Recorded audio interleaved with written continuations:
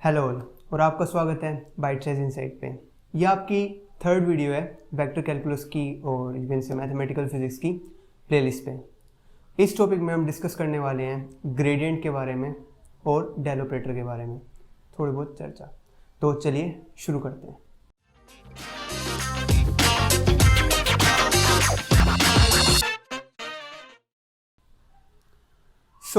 Gradient start करने से पहले एक चीज़ जो हमें पता होनी चाहिए that is del operator. Del operator क्या होता है?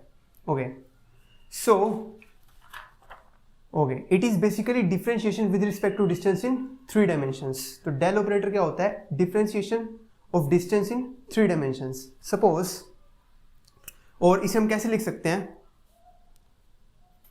Del operator can be written as del over del x I cap plus del over del y j cap plus del over del z k cap implies differentiation of distance in 3 dimensions. Now suppose we have a function f x y and f x y z.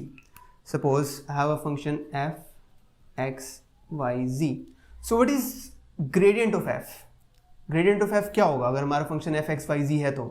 ठीक है, वो समझने से पहले चलिए देखते हैं अगर एफ एक्स वाई जी हमारा कोई फंक्शन है, अगर हम एक्स वाई और जी में कोई चेंज करते हैं तो हमारा एफ में क्या चेंज आएगा उसे हम लिख सकते हैं d f is equal to del F over del x d x plus del F over del y d y plus del F over del ji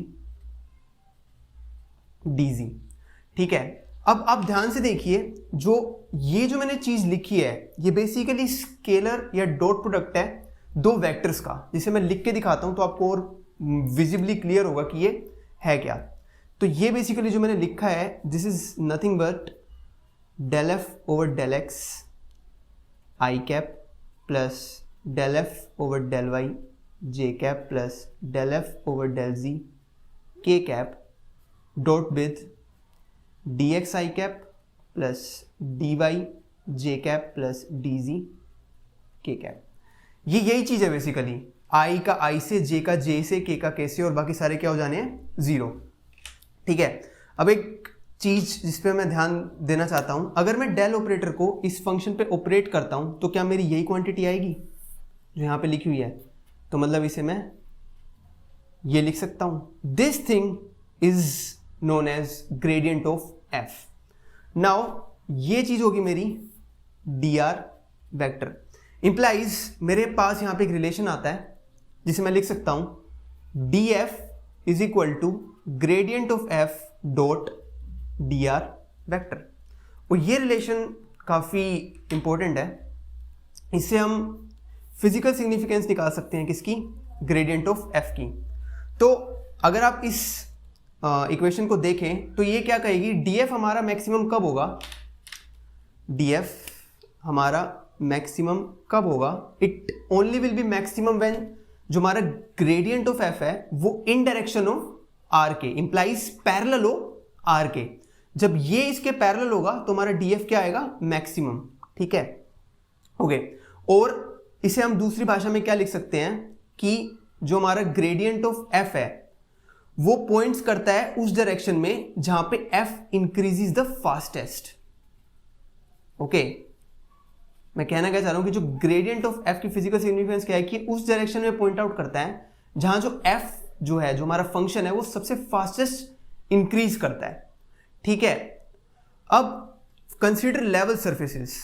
level surfaces क्या होती है ये एक हम एग्जाम्पल लेके डिस्कस करेंगे आगे, but for the contrast level surfaces होती हैं जो एफ एक्स वाई जी अगर कोई कांस्टेंट वैल्यू के बराबर हो।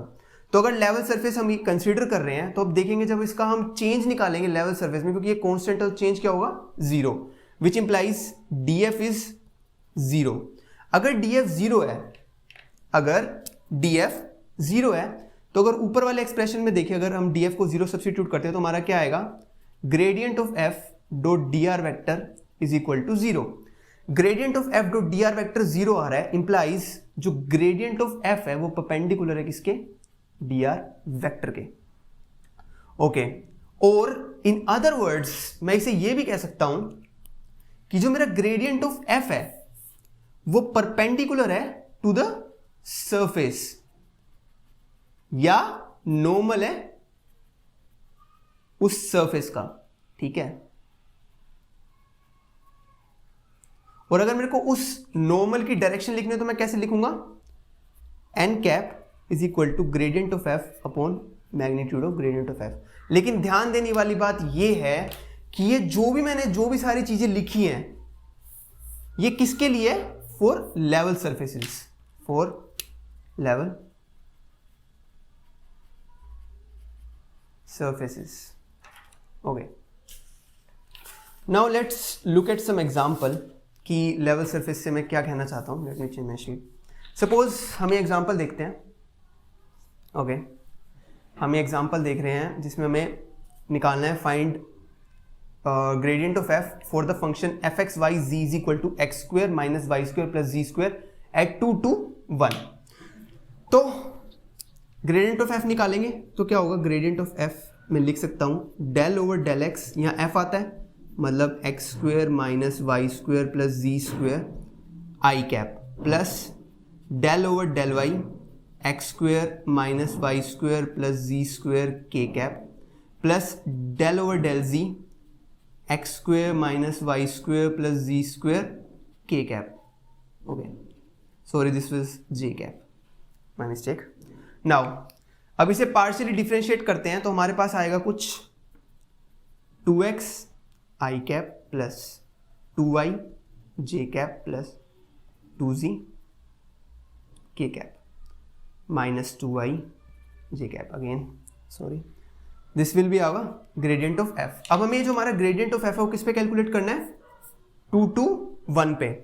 तो gradient of f at 2 to 1 क्या आएगा हमारा, 2 into 2 i cap minus 2 into 2 j cap plus 2 into 1 k cap. That will be come out to be our 4 i cap minus 4 j cap plus 2 k cap. ये आएगा हमारा ये, ठीक है. अब ये बेसिकली जो हमारी चीज आई, ये बेसिकली जो चीज आई, अगर हमें लार्जेस्ट इंक्रीज इन एफ निकालना है, अगर हमें लार्जेस्ट इंक्रीज इन एफ निकालना है तो अगर हम इस डायरेक्शन में मूव करते हैं, अगर हम इस डायरेक्शन में मूव करते हैं तो हमारा क्या होगा, जो एफ का इंक्रीज है वो लार्जेस्ट होगा, ठीक है. और इस डायरेक्शन को भी अगर मैं ढंग से लिखूं दैट विल भी होगा एन कैप, मतलब एन कैप इस टाइम पे मैं वो डायरेक्शन रिजेंबल कर रहा हूं जहां अगर एफ को मूव करते हैं, क्योंकि आपको पता होगा डी एफ आया था हमारा grade F dot D R vector.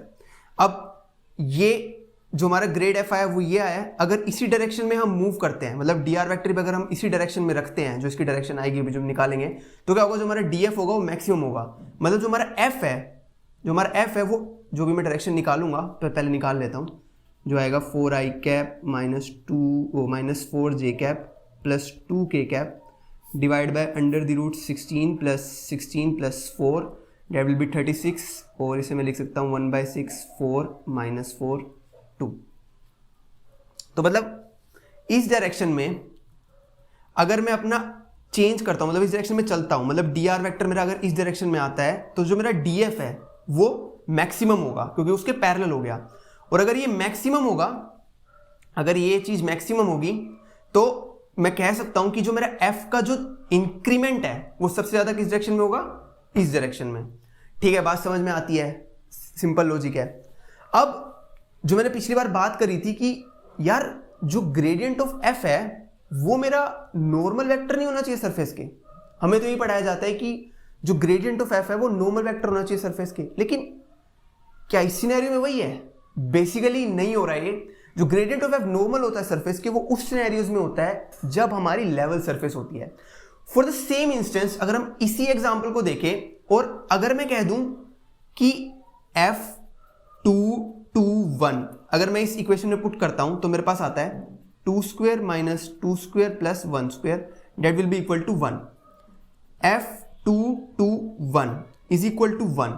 अगर मैं ये सरफेस कंसीडर करता हूं रेदर देन दिस, तो मैं कह सकता हूं ये सरफेस क्या है, लेवल सरफेस. याद करो लेवल सरफेस की मैंने इक्वेशन लिखी थी, अगर कोई भी मेरा फंक्शन अगर इस तरीके से है, that can be considered as a level surface.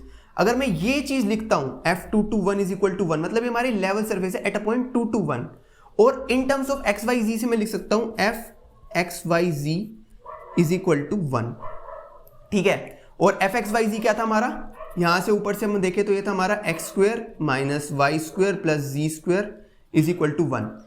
तो जो ये फंक्शन है, ये जो पर्टिकुलर फंक्शन हमें दिया है, this is not a level surface. मतलब इसका जब हम ग्रेडियंट ऑफ एफ निकालेंगे तो ये नॉर्मल नहीं आएगा।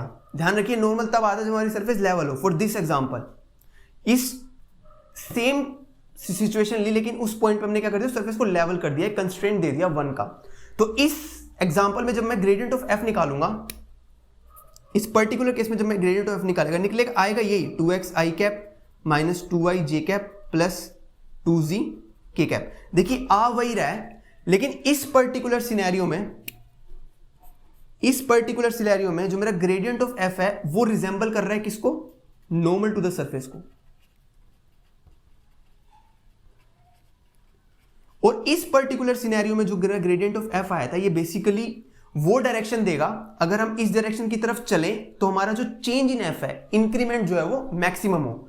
दो अलग अलग चीजें हैं, हम बेसिकली बहुत कंफ्यूज हो जाते हैं। अगर वैसे भी हम सोचें कि यार जब हम स्केलर में या जब हम सिंपल डेरिवेटिव करते थे तो उसमें किसी भी फंक्शन की जो हम डेरिवेशन करते थे उससे हम स्लोप मिलती थी, लेकिन इस केस में जब हम यार ग्रेडियंट ऑफ एफ भी बेसिकली हम डेरिवेशन कर रहे हैं ना, डेरिवेट कर रहे हैं डिस्टेंस को 3 डायमेंशन में, तो यार इस बार हमें नॉर्मल क्यों मिल रहा है। बेसिकली हम एक लेवल सरफेस को जब डिफरेंशिएट करते हैं हमें तब नॉर्मल मिलता है। It is the point, vector में डिफरेंशिएट कर रहे हैं, ठीक है। तो कंफ्यूज होने वाली बात नहीं है। कंफ्यूज लगता है कि हाँ यार क्या हो रहा है, ये समझ में नहीं आ रहा, नॉर्मल कैसे आ गया।